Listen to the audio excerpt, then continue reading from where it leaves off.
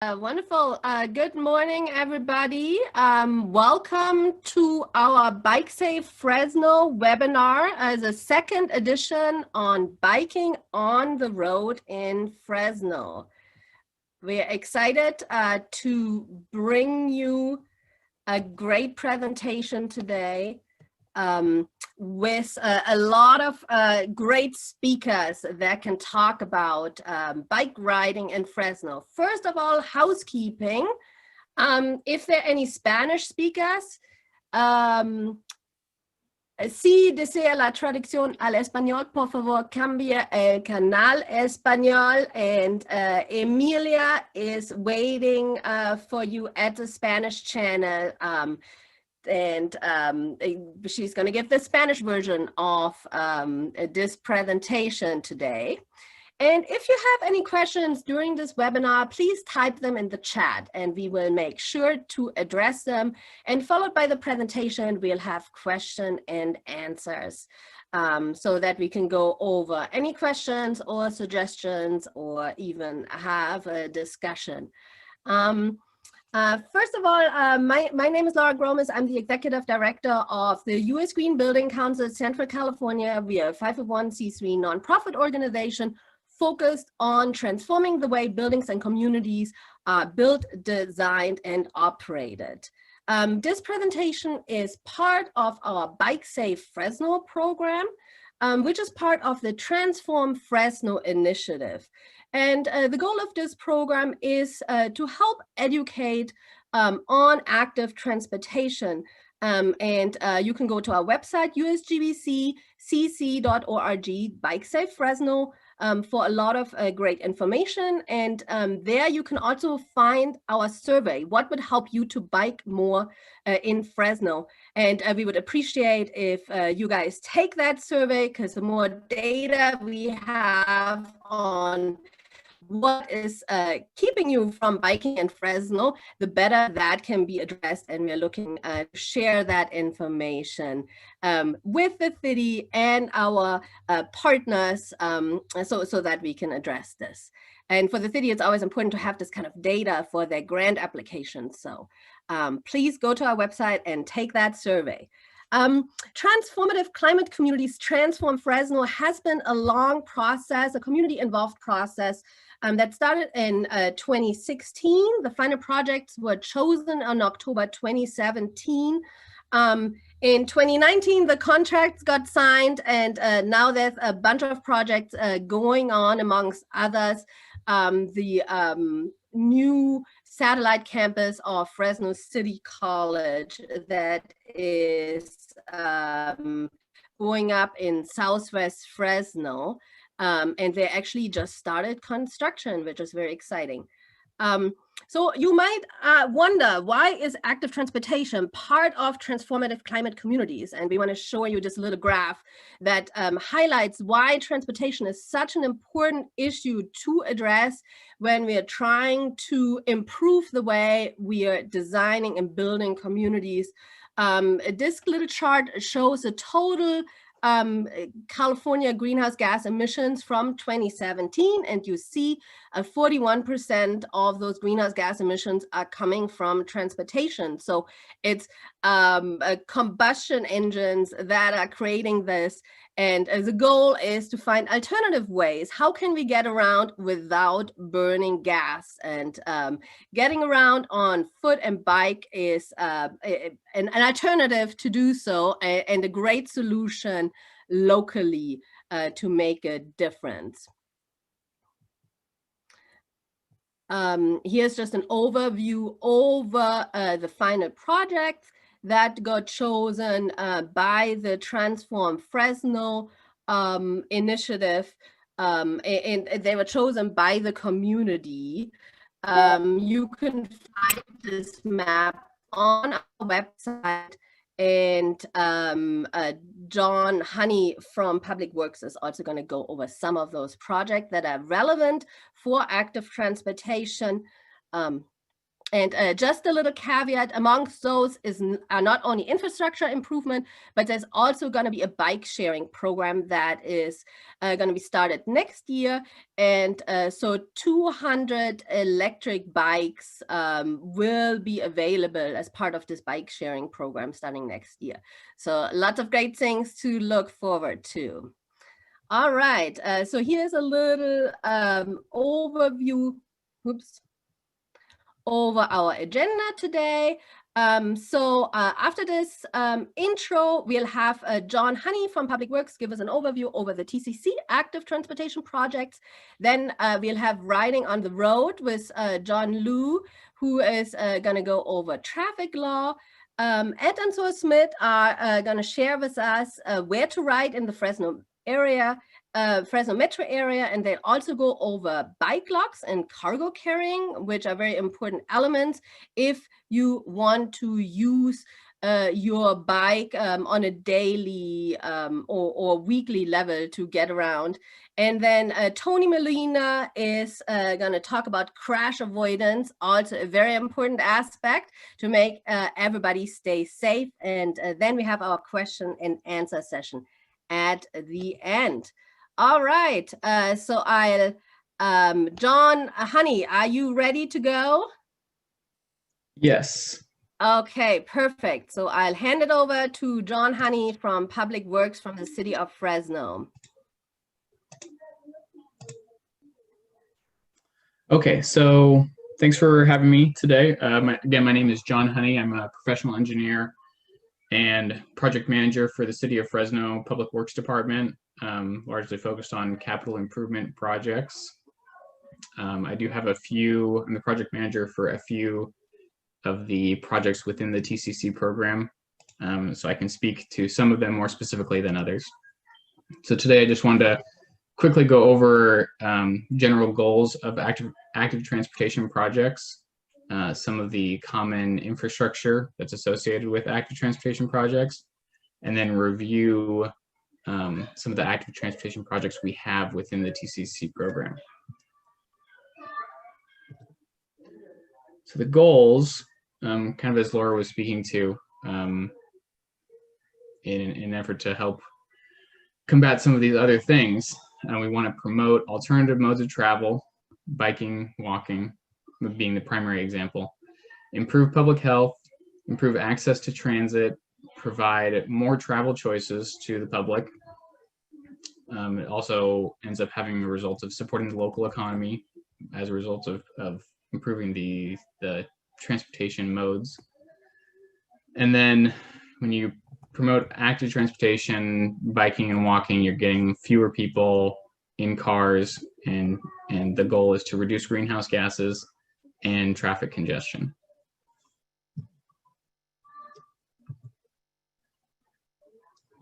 So some of the common infrastructure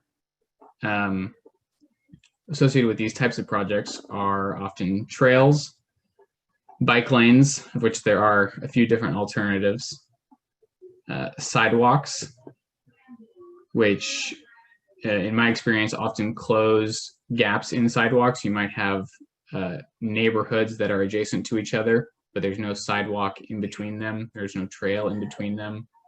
And so the infrastructure and the projects that we have often try to connect two areas to each other. Increase frequency of public transit.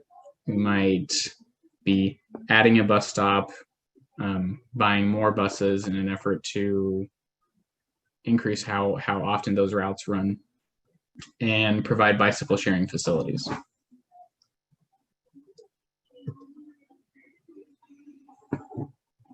And so, like I said, I have a few of these projects.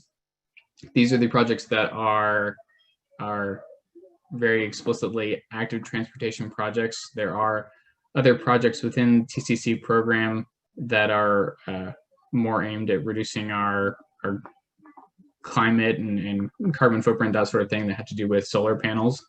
But I'm going to speak to these active transportation projects specifically. So first we have the number 5 project. You can see I've added an arrow so you guys can see where this is within Southwest Fresno. So this is a trail between West and Thorn that will help make a new route between these two areas. There will also be a lot of trees incorporated with this project to help increase the overall green canopy within the area. Project number 7 is kind of a wider range. It doesn't have one specific location. It's a clean share mobility network project, and the project, as I understand it, will create car sharing opportunities, van pools, bike sharing, and all of these are electric vehicles. I think it even has electric vehicle charging stations incorporated with the project. I'm not involved with this project directly, so if you guys have other questions about that specifically, we can talk about it later. You can send them my way and I can put you in contact with the right person. Number 8, Annadel mode shift. So like I was mentioning before, sidewalk gap closures are often a big thing. This is closing a gap in sidewalk here between East Annandale Avenue, or on Annandale Avenue, between MLK and Elm. Here are the southern limits of the area.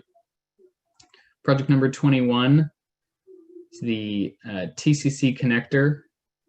And so this will increase the frequency of buses along Route 38. And I think the project is also slated to get another bus to help with this effort.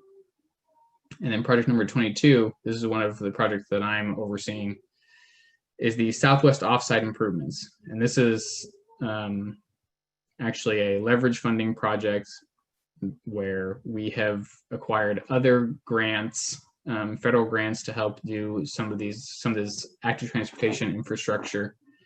So the project is a trail along Church, a trail along Jensen, sidewalk around this whole block around Church, MLK, Jensen, and Walnut, to close some of the sidewalk gaps that are in this area. And this is all to go around the future City College campus site and the park that's here in the middle. And so I have the number 5 Southwest Fresno Trail, and I'm also overseeing the project number 22. And so if you guys have other questions about other TCC projects specifically, I can put you in contact with who's managing those. So here's my contact info if you guys have questions, and then I'll be around to answer questions at the end of everyone else's presentation. Wonderful. Thank you so much, John Honey. And without much further ado, we're going to go over to John Liu. John, can you screen share your presentation? Yes, hi there. Can you all see my screen? Yes. Great. Okay, so what I'm going to be talking about are the rules of the road. So those are the laws and the practices that you should be following for safe bicycling. The positioning, where in the street or in the intersections you should be. We'll go over the types of bicycle facilities, the class 1 through 4, and then finally, just very briefly on group and rural riding. Before we get started, just want to do a very quick poll. Where have you learned is the safest place to ride? So if we could get that up, is it going to be in the sidewalk? Is it on the right side of the road with traffic? Is it on the left side of the road against traffic? Or did you never really learn where the safest place is? So just, when you were a kid, from your parents or from your friends, where did they teach you is the safest place? So we'll keep this up for about another 5 seconds and we'll see what the poll results are.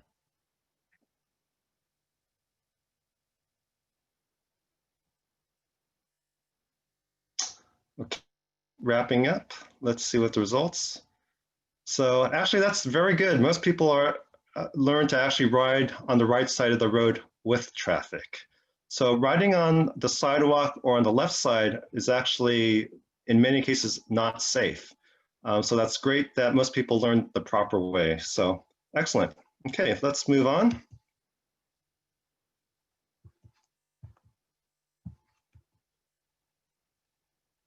So rules of the road. So these are the laws that govern where to ride. And the purpose of these laws is for us to be safe. Everyone needs to follow the same rules so that we all have the same expectations where the cyclists need to be in the road. And we also need to set the example. We need to model the way. And when people are following the roads, we're all being good citizens. And I think that's very important for the image of bicyclists also. And as cyclists, we have the same rights and responsibilities as motorists. Even though bicycles are not vehicles, we have to follow the same laws. We have to stop at the red lights, we have to stop at stop signs and follow all other traffic laws. And in general, we should be riding on the right side of traffic, using the rightmost lane that serves your destination. The law also says that we need to ride as close to the right side of the road as practicable. That's not as possible. So you don't actually want to be riding right in the curb line, for instance, because there's a lot of debris there. You want to be a couple feet off there. But there are circumstances where you don't actually have to be on the right side. And that's, for instance, when you're passing a slower moving cyclist or a parked car, it's okay to move to the left. If you're about to make a left turn, if you're avoiding hazards like debris in the shoulder or bike lane, that's fine. Or if we're approaching a place where someone else could possibly making a right turn, like at an intersection. It's very important for cyclists to be predictable. So that way motorists know, they know what we're going to be doing when we're on our bike. So we got to make our intentions clear. So we should be riding in a straight line and not weaving through traffic. You know, for instance, if there are parked cars, just keep a straight line. We also always want to signal. That way our intention is very clear for the motorists. We want to be conspicuous. So we want to make sure that everyone can see us while we're on our bike. And that's not only in the day and night. So we do have to follow laws. The law says that at night we have to have a flashing, not a flashing, but having a white light in the front. It's also a good idea to actually ride with a light during the daytime, and it could be flashing. It's going to make you more conspicuous. In the back, the law says we don't necessarily have to have a red light. We only have to have a reflector, a red reflector, but it's a really good idea to have a red light that is flashing. And try to make eye contact as much as possible when you're, for instance, you're making turns. That way you're communicating with drivers to making sure that they actually see you. Think ahead. So always anticipate what other road users are doing. So that's other drivers, you know, they're pulling out of side streets, they're making left turns in front of you, what other motorists, as well as other pedestrians are doing. And when you're driving down the street and you do have a row of parked cars, you want to stay outside of the door zone, because if those doors swing open, they could cause a very serious injury if you're too close. So you always want to be about 3 feet away from parked cars. And you're also looking out for debris, potholes, and other hazards in the roadway. And if you do have to cross railroad tracks, you do it as close to a right angle as possible. That way you're not going to catch your wheel in the rail and potentially fly over the handlebars. You want to ride ready. So before taking off, do the ABC quick check. And very a quick refresher, A stands for air, making sure your tires are inflated. B is checking the brakes, making sure that they grip. C is the crank, chain, and cassette, just making sure the entire drivetrain moves very smoothly. If you're doing rides away from home, you may want to carry a spare tube in case you get a flat. In the summer, carry water. But most importantly of all, always wear a helmet. Helmets are mandatory for those under 18. They are not required by law for those over 18, but they are highly recommended. And there really isn't a good reason why you would not wear a helmet. So as you're going down the road, you're going to be constantly scanning. So you're going to be looking for those threats and obstacles. But you also want to be using your ears, because you want to listen to where traffic is. By law, you can't cover both ears with headphones or earbuds. You always have to have one uncovered ear. So it's a good idea for your left ear, keep that one uncovered so you could hear where the other cars are. You may want to choose to use a mirror, and those could be mounted on your helmet or on your handlebars. But keep in mind, even though if you have a mirror, if you're going to be making a turn or going to a traffic lane, you're still going to want to turn your head for 2 reasons. One is just to double check you didn't see anything that you might have missed, but also that mere act of turning your head is communicating to drivers that you're about to make a turn. Signal. Most people learned how to signal. Just a quick refresher. If you're turning left, it's your left arm out. Turning right, couple choices, right arm out or left arm up. The advantage of having the left arm up is your right hand is still on the handlebars controlling the rear brake. your left hand is also more visible to passing motorists. So when you're about to make a turn, first thing you do is you're going to scan, which is turning your head, making sure the coast is clear. Then you're going to signal about 100 feet before you get to that intersection or where you're going to turn. Then you're going to want to scan again just to double check the coast is clear, and then you can make your turn. Position, do you want to take the lane or do you want to just stay on the right side of the road? So when the lane is too narrow, by law, you are able to actually take the lane. So you don't want to be in a position where you're so squeezed that a car may almost run you off the road. So that's where you may want to go ahead and just take the lane, and you have every right to do that. What you want to do is you need to be smart about it. If you're on a road that has very high traffic volumes, very fast speed of traffic, maybe you're not confident enough to take that lane. So what you may actually want to do is just pull over and wait for that traffic to pass, or it's also looking at what streets are more appropriate to ride on. And that's something that Ed and Thor are going to be covering in the next section. Intersection positioning. So where you are in the lane, and not only lines you up to your destination, is what you're going to be doing next, besides just doing your hand signals. So if you can turn left, you stay on the left side of the lane. Turn right, you stay on the right side. If you're going to go straight, you stay in the middle, or if it's wide enough, you could actually stay on the right side. But you don't want to be going straight through on a right turn lane. So you should be weaving over into the through lane. But sometimes there's just so much traffic that you can't do that. If that's the case, you could actually get off your bike and be a pedestrian. Walk your bike across the crosswalk. I do want to mention that the laws changed about a year ago where you actually can go straight through a right turn lane, but that's only where we have a shared lane marking, also known as a sharrow, with the signs that let you do that. These have not been placed in the city of Fresno in the right turn lanes, but this is something that the city engineers are looking at to add some of these sharrows to the right turn lanes.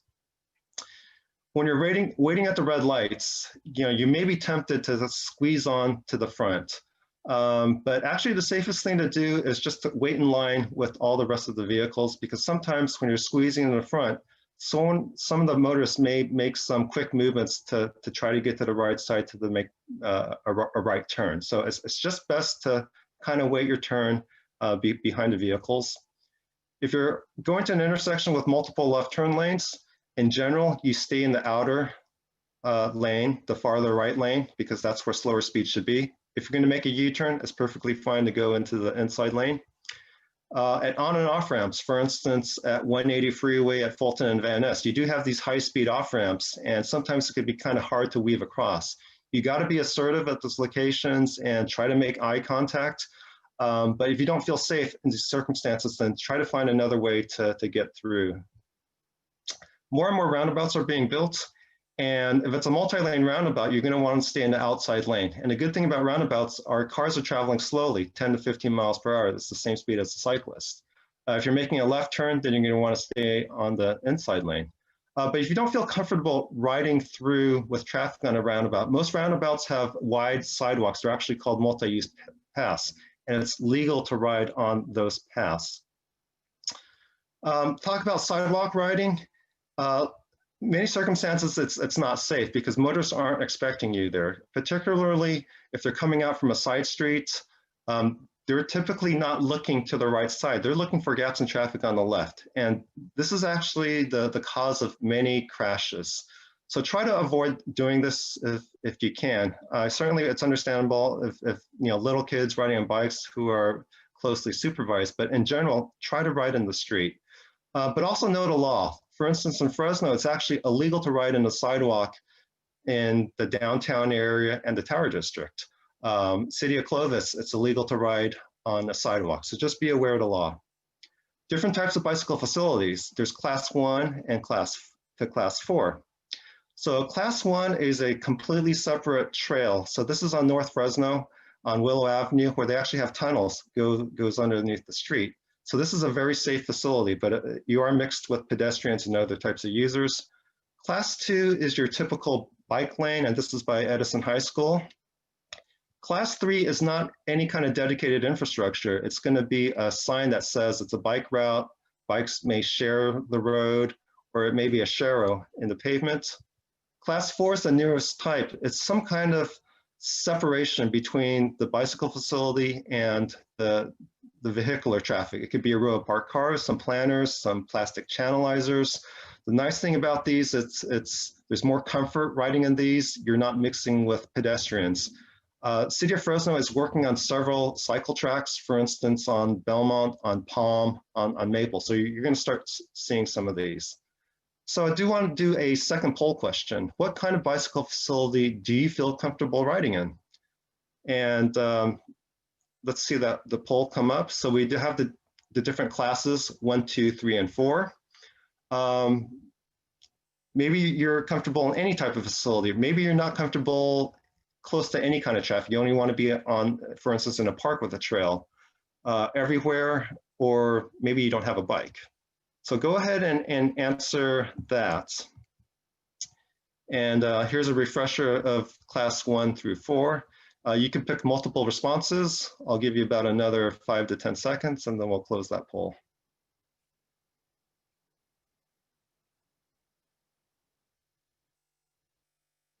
Okay, so let's see what the results are.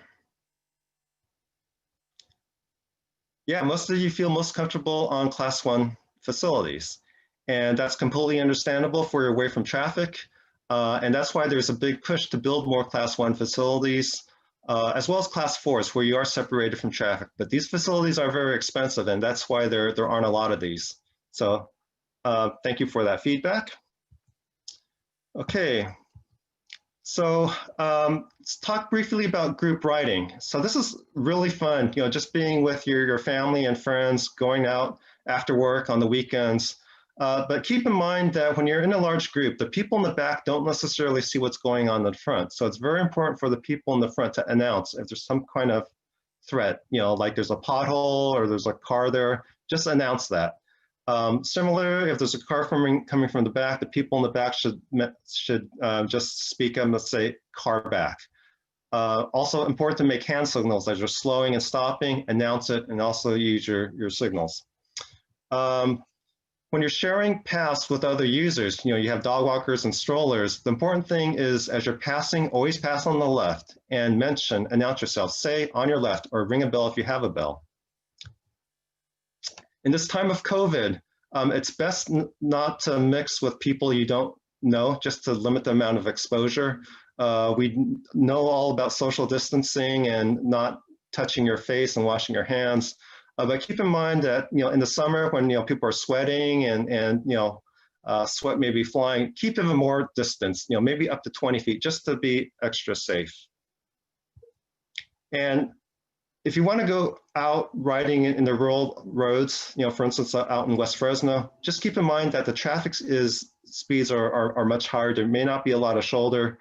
So one thing to keep in mind is that as vehicles are passing you, particularly trucks, they may actually have that vacuum effect of sucking you into them. So that's what we call wind blasts. So when that happens, just keep a very firm grip on your handlebars and be ready to kind of shift your weight to counteract some of those forces. And with that, I hope you've gotten some tips about how to ride safely and understanding the law. I will be passing it on to the next presenter, and it's going to be Ed Smith and Thor Smith, and they're a dynamic father-son duo. They're going to be talking about where to ride in Fresno.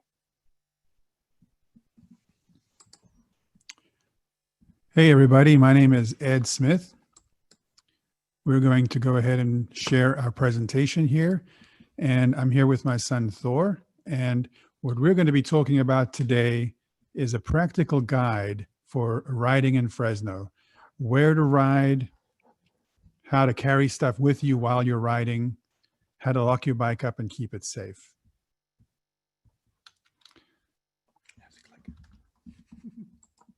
There we go. So I live in downtown Fresno. I live in 93721. I don't have a car. I get everywhere by bike. I carry stuff with me. I'm mostly a utilitarian cyclist. And so this is a picture of us coming back from a shopping trip a week ago. Hi, I'm Thor Smith, and as you can see from this picture, I've been riding bikes for a really long time. I'm a lot smaller in this picture, and this is me a little later. So I'm a board member on the FCBC, Fresno County Bicycle Coalition, and we've been riding bikes around there and helping out people for a long time. And by the way, I love donuts. Thor and I have taken lots of trips together. This is us getting ready to go on on the Amtrak train from downtown Fresno. You can take your bike on the train. We had all our gear and we were heading off on a camping trip. But before we get that far down the road, let's start slow, let's start easy, let's plan ahead. So if you're just getting started, you may not be ready to go on long camping trips yet. But what you need to do is start looking at the streets in Fresno and figuring out where it is fun to ride and where you can get started. So this is a Fresno Clovis bikeways map. And this map shows you where all those facilities are that John talked about. So you can see the blue lines are the Class 2 bike lanes, which are the lines on the road. And the green lines are the trails. And you can see down there, Thor can get us a little pointer maybe. Yeah. But the green lines are the trails, the Class 1 trails that are off the road. So there's Kearney Boulevard right there has a trail on it that can take you all the way out to Kearney Park. On this map, when you're looking at the map, you can zoom in just a little bit and you can see that these little streets are actually about a half a mile apart. So if you're starting down here at Thorn and Kearney, for example, you can just count the number of squares. So let's say you go 1, 2, that's 1 mile, and then 1, 2, that's another mile, and you can get up to Roding Park. So that's a fairly decent sort of destination. It's about 2 miles away. You can travel on these Class 2 bike lanes. And if you do it on a Saturday morning when there's not too much traffic, you can kind of get started with practicing and take a nice long break. If you take a picnic with you and relax in the park and then make your way back home, that's kind of a good way to get started. Of course, you can see Kearney Boulevard out here, and there's other places to go too. If you look over on this side of downtown, Huntington Boulevard here, that isn't even labeled as a Class 2 or a trail, but it's a scenic boulevard that goes through a neighborhood. It's very comfortable, fun place to ride. So if you're just getting into bike riding and want to enjoy a quiet neighborhood, that's kind of a good place to start. If you look at the map, let's see here. We'll look at the map again in a little bit, but this grid over here, this neighborhood grid, is just a neighborhood. It's also a good place. So if you're heading eastbound to other parts of town, you may not want to take Tulare, busy, narrow street. Belmont also has lots of on-street parking. Until you get comfortable with that kind of riding, you can just go in between the two and just cut straight through the neighborhood. And that's kind of like a Class 3. It is a much more low stress way to ride. But here's Kearney Park. This is my bike outside of Kearney Park, Kearney Mansion inside the park. Kearney Park is a fun place to go on your bike. This is a part of the road on the way back from Kearney Park. You can see the sun is setting and the mountains in the distance. Very low traffic on this sort of Class 1, or this may be one of the roads, the frontage roads along Kearney Boulevard. Here's the map of our trip from downtown Fresno. We followed this red line. That's our GPS trail all the way out to Kearney Park, where we hung out in front of the mansion, had a little picnic, and then rode back. Most of this is very low stress as well. Here we are. This is a group ride that we took with the FCBC. So you got to remember all those rules about looking ahead for the people that are behind you and making sure you call out, etc. This is on the Class 1 trail coming back from Kearney Park. Here's another zoomed out look at this map. And there, where my pointer is that low stress neighborhood where you can ride through, and you'll see you can make your way all the way over here to the McKenzie Trail. And that's another fun little trail. You can ride your bike over there and then come back through the neighborhood and then follow the bike lanes down, come through downtown and get all the way back home. So our first audience poll question for today is, what is the furthest you've ridden from home? Have you ridden one way 2 miles to Roding Park? Have you ridden further than that? Have you maybe made it all the way out to Kearney Park, which is about 5 or 6 miles from Southwest Fresno? Or have you gone even further? Have you gone more than 10 miles? This photo of my bike was taken up in River Bottom Park, up by the San Joaquin River. This is inside the city limits, great place to rest on a hot day, but it is more than 10 miles from downtown Fresno, so it's quite a trip. We'll go ahead and give you a sec to finish clicking your choice there, and we'll close the poll, and let's take a quick look at those results. All right, looks like you guys are ready to go. You need to know how to carry stuff. So we'll go ahead and dismiss that poll because we're getting ahead of ourselves here. We need to know how to carry things if we're going to go that far from home. This is one of my favorite parts about riding a bike in general. I love carrying things on bikes. Yep. So all of these bikes have been set up with some sort of bicycle cargo carrying stuff. So in this picture up here, you can see there's a bag in the front and a bag in the back. Those are very small bags, and it's very lightweight. And that's useful if you have a backpack. So that you can carry stuff but not have to carry it all on your bike. If you want to carry more on your bike, you can. So this is a common basket, you know, a little plastic basket you can just get just about everywhere. But you can attach it to a rack with zip ties. That's a very old trick. It actually works really well. And you know, with a basket, you can just reach in front and just grab your phone, grab a sandwich, grab, you know, a light, whatever. So then you can also have larger bags in the front and back. So this is a larger bag. This is just your average lunch pail, but it's zip tied to the front rack. You have a small bag in the back for snacks and maybe a few tools. And this is the same thing, but in reverse: small bag in the front, large bag in the back. So here's some other solutions. So you don't have to just carry stuff. You can also carry people on a bike, especially small people. So this is a little small person on a little seat that you can get on most bike shops. They're you know, fairly inexpensive. Here's another solution for a slightly larger person, still small though. You can have a little chair in the back attached to an extra wheel. This is called an extra cycle kit, and you can have it applied to any bike in a professional bike shop, or just do it at home if you're handy. Someone can actually sit on top of this. I think as much as 2 small people or 1 big person, and like my size. And you also have lots of room. This is a few extra things. So this is a camping trip that Dad and I did with some friends once.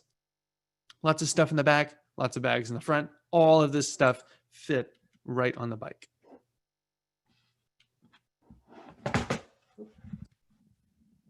But we're getting ahead of ourselves as usual. We're not going to go for a big, giant camping trip yet. We still have to learn how to carry stuff on our bike. So Thor and I went on a shopping trip. Thor brought home a gallon of milk. On this trip, he didn't have any bags with him at all, but fortunately, he always has a rack on his bike, and he happened to have some quick release straps where he could just easily strap that gallon of milk safely to his rack. Here he is taking a photo. So let's go back one. There we go. So we're in the grocery store here, picking out all of our groceries, and we have them in our shopping cart, and I have my bag and in the shopping cart, so I know exactly how full I can make it before we can have to go home. Here we are packed up outside the store with all my items inside my bag. This bag's always on my bike, so I can carry these things home whenever I need to swing by the grocery store and get some items. So here's some stuff we carried home. So audience poll, our second question for our presentation: have you used your bike for utility trips? Let's bring up that question really quickly and see if you can pick from the list. Have you used your bike for utility trips? This is multiple choice. So if you've taken multiple trips with your bike, let us know. If you use it to get to school or work or to buy groceries. read through that list real quick and click on the ones that you've done, if any, and click submit. Once you've made your choice, we'll go ahead and close the poll. And let's take a quick look at those results. All right, so lots of people have ridden their bike to work. Of course, you can carry your laptop, a change of clothes. People have gone to the store to buy groceries, to visit family and friends. Of course, we've seen lots of trips to do all kinds of interesting things on your bike. Right, thanks very much for responding to the poll.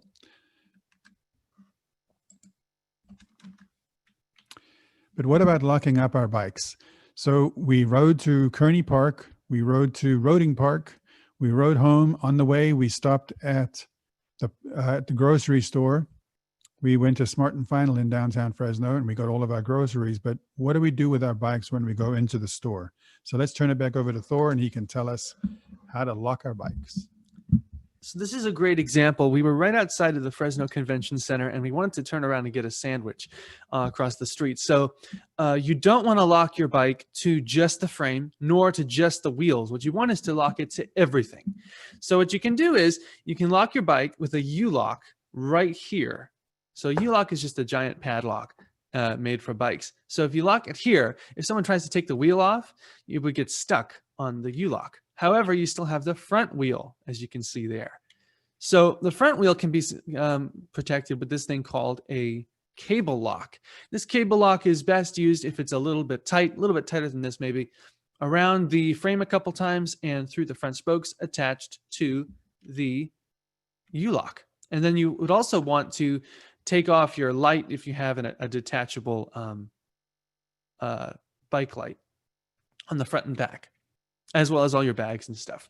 So here's a great example. This is where we were going grocery shopping, so we took a few pictures. So right here, you can see we have our U-lock with the cable lock attached all the way around and through the front wheels and the frames. And as you can see, we're locked nice and cozy. Back to Dad. There's one more example of locking up a bike. If you're going to be inside for a long time, make sure that you lock it up securely. This time I've not used the cable lock. I've actually taken the front wheel off because it's a quick release and I've attached it to the U-lock at the back with the back wheel through that rear triangle so that all three items are securely locked. And of course, I would remember to take off my water bottle, my lights, my bags, everything with me before I left my bike. And that's it. That's the end of our presentation. We did it nice and short and sweet. Good luck on your adventures. I hope you make it out to Kearney Park and beyond and enjoy the new trails that the city is building in Southwest Fresno. If you have any questions, put them in that chat window down below. And of course, links to all these resources we're mentioning will be available on the event website that you can click the link. We'll paste that for you as well. So I'll go ahead and stop my sharing now and turn it back over. Thanks so much, everybody.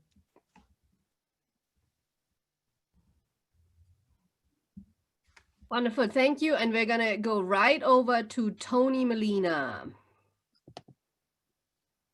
Hi, I'm Tony Molina, and I am chair of the Fresno County Bicycle Coalition, and I'm going to talk today about bicycle crash avoidance. As many of you may know, I am actually a physician, and I used to bike commute to Fresno State, and I used to work in the emergency room, and I would like to share with you that fortunately I did not see too many bicycle crashes, which was a good thing. And that's probably due to the fact that actually bicycle crashes are probably a lot less common than people may think and are worried about. So one of the things I wanted to do was take a poll first off here about bicycle crashes there. So Laura, if you'd like to go ahead and share, go ahead and we'll take our poll to see what kind of experiences our attendees have had as far as bicycle crash. So have you ever had a bicycle crash? No. Was it a minor crash or was it a major crash? So we'll kind of take a poll to see what people's concerns were there too. So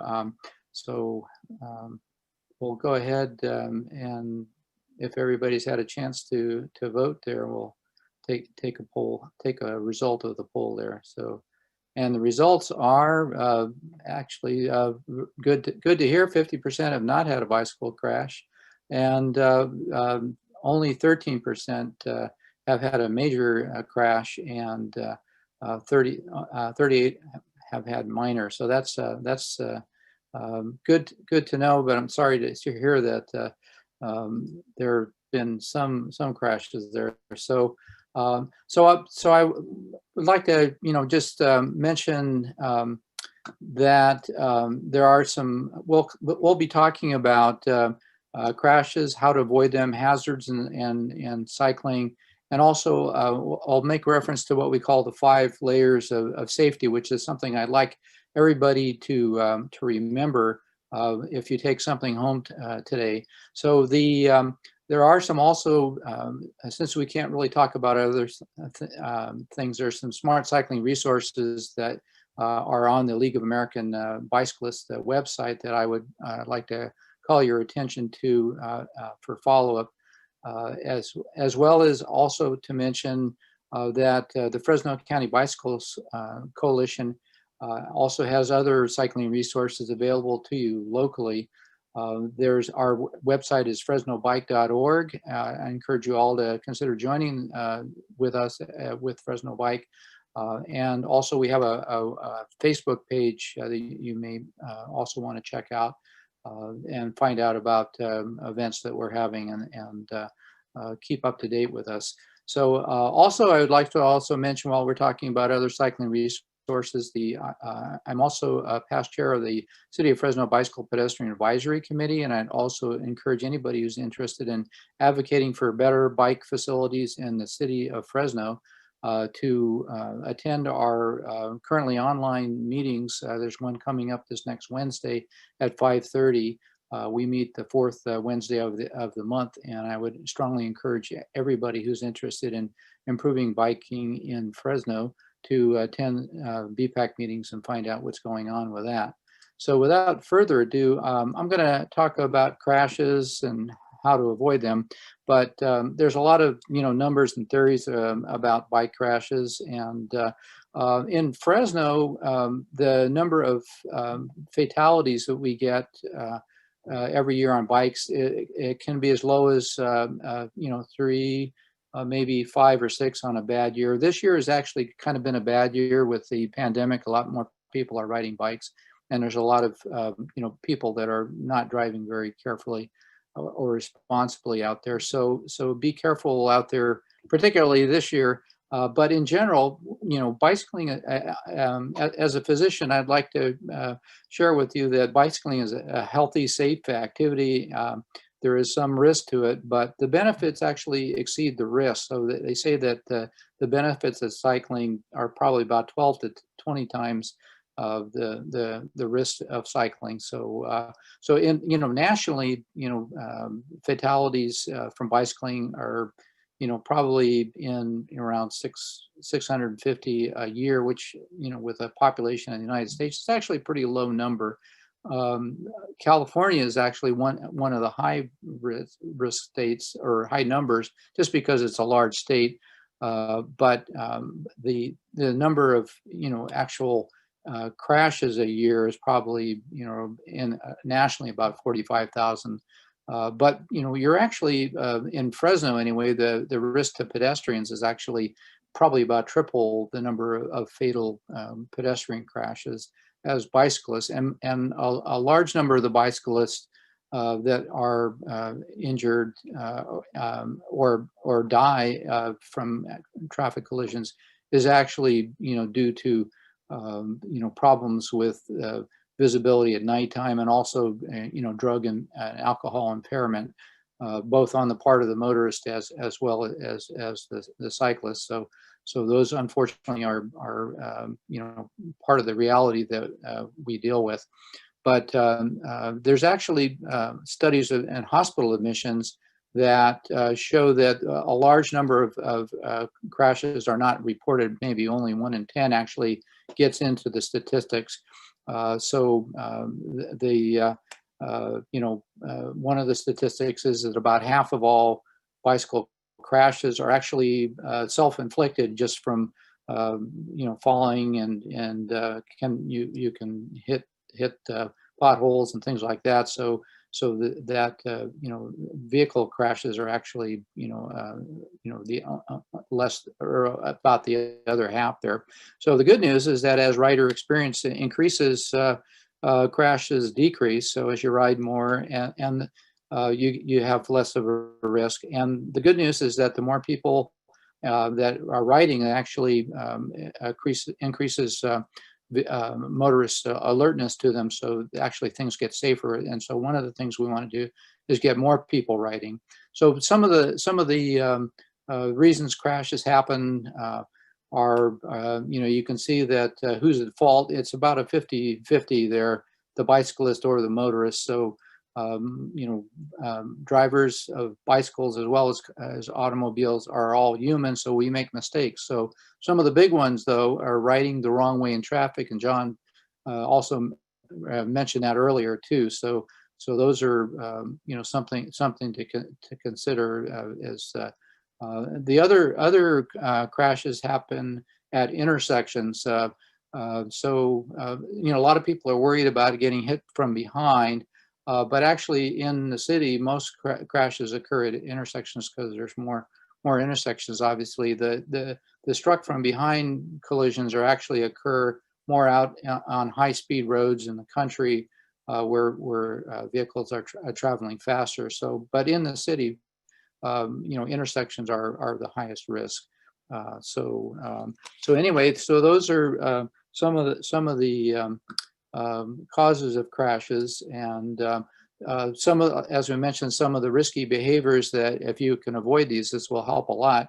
Again, riding on sidewalks, riding the wrong way against traffic, ignoring stop signs and traffic signals, and failing to yield again at intersections when there's crossing action by the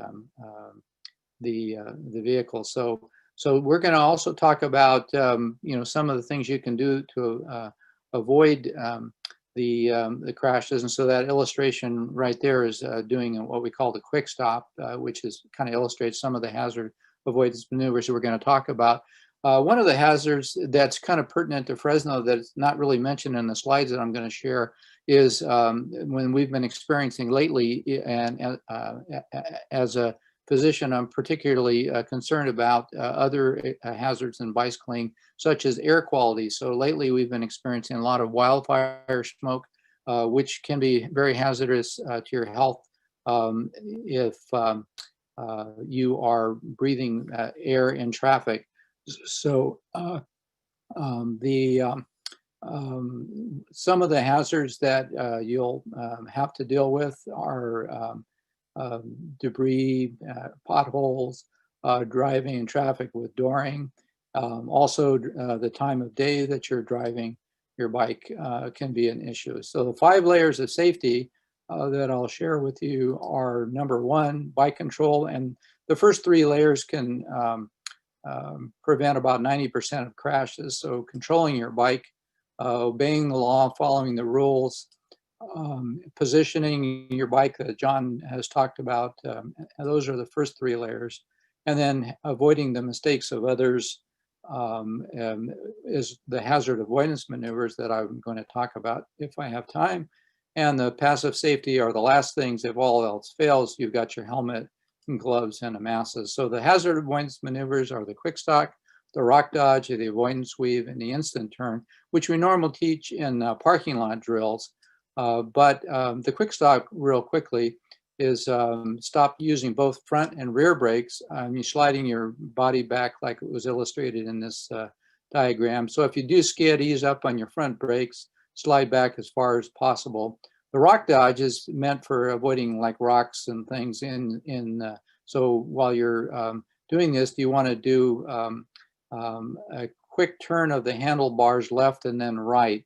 So what that does is makes you lean a little bit around, although it says no lean, but you're actually leaning opposite of the way that you're turning your handlebars, and the wheel goes around the object as illustrated, and then you straighten out.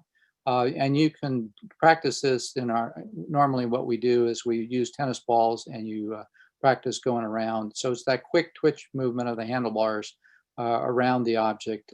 So you keep going in a straight line.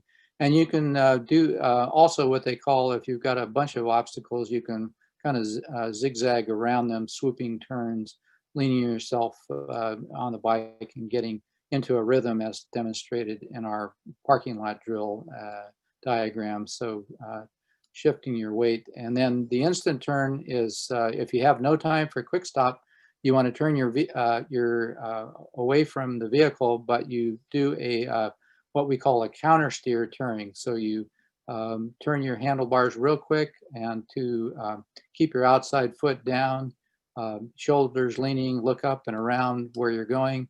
And again, just reiterating the 5 layers of safety we just talked about, you can stay safe. So with that, I'll turn it back over to Laura and stop sharing.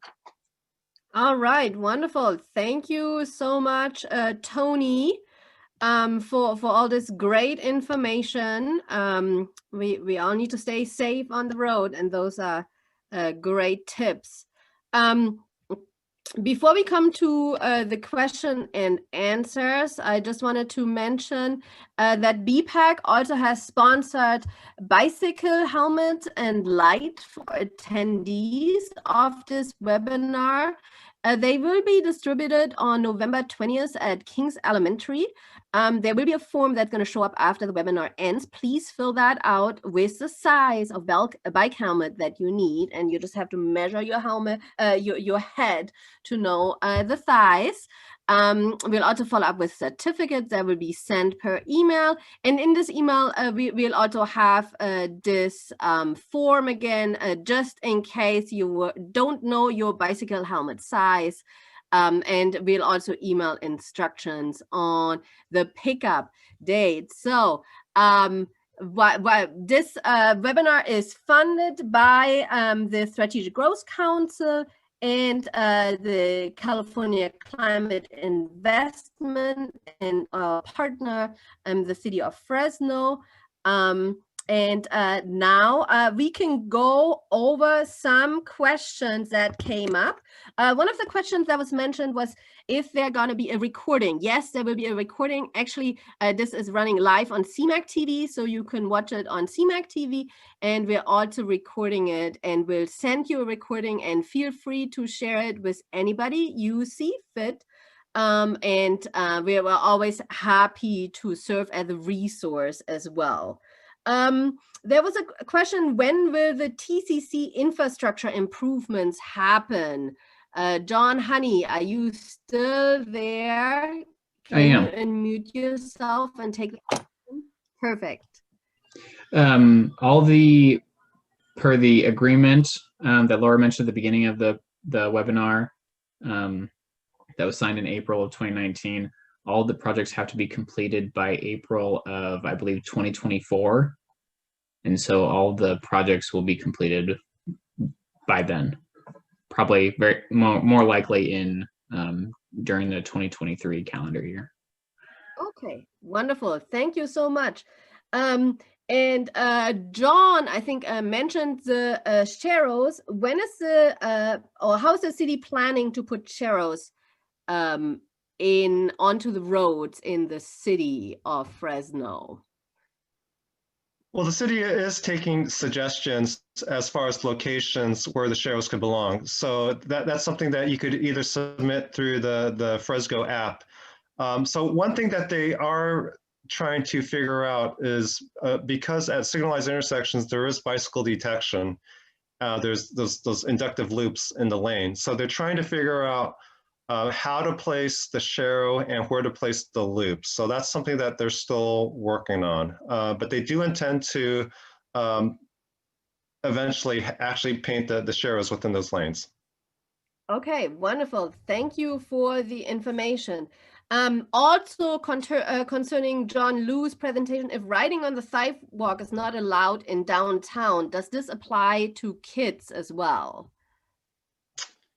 Yeah, unfortunately, the law is the law, and whether or not it's going to be enforced, that's up to our law enforcement officers.